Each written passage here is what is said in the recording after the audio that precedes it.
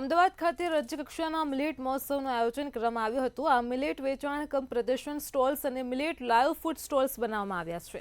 આ સાથે જ 105 જેટલા સ્ટોલ્સ પર મિલેટ પ્રોડક્ટ્સ, પ્રાકૃતિક કૃષિ, ઓર્ગેનિક ખેતી પ્રોડક્ટ્સ સહિત વિવિધ પેદાશોનું પ્રદર્શન અને વેચાણ પણ યોજવામાં આવ્યું છે।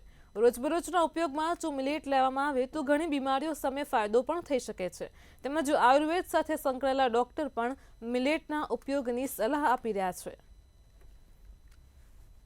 આજકાલની જે ભાગદોડવાળી લાઈફસ્ટાઈલ થઈ છે, જેમાં આપણે શુદ્ધ અને સાત્વિક ભોજન બનાવી પણ નથી શકતા અને લઈ પણ નથી શકતા, એવા સમયે જો મિલેટને રેગ્યુલરલી આપણા ડાયટમાં યુઝ કરવામાં આવે તો એ ન્યુટ્રિશનલ ડેફિશિયન્સીને દૂર કરે છે। બીજું, મિલેટ એવી વસ્તુઓ છે જે પચવામાં સહેલા છે અને ન્યુટ્રિશનલી ખૂબ ડેન્સ છે, તો એ પણ ખૂબ સારી રીતે કામ કરે। આયુર્વેદમાં પણ મિલેટનો ઠેક ઠેકાણે ઉલ્લેખ કરેલો છે। આચાર્ય ચરકની વાત કરું તો ચરક સંહિતામાં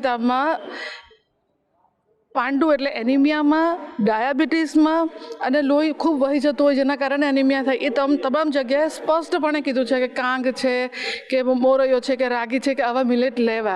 સરકારશ્રી અને કૃષિ વિભાગ દ્વારા મિલેટનો જે એક્સપો રાખવામાં આવ્યો છે, જે દર વર્ષે રાખવામાં આવે છે। માનનીય ભારત સરકાર અને ગુજરાત સરકાર ખૂબ જ સક્રિય છે અને અમે પણ એક ડૉક્ટર તરીકે દવાઓની સાથે મિલેટનું એક NGO દ્વારા કામ કરી રહ્યા છે, જેનું નામ છે ઓમનીઓજસ, જેની અંદર અમે જે ભારતના કૃષિ રત્ન જેને આપેલો છે, જે પદ્મશ્રીથી એવોર્ડી છે ડૉક્ટર ખદરવલ્લી, એમની સાથે અમે છેલ્લા 6 વર્ષથી કામ કરીએ છીએ।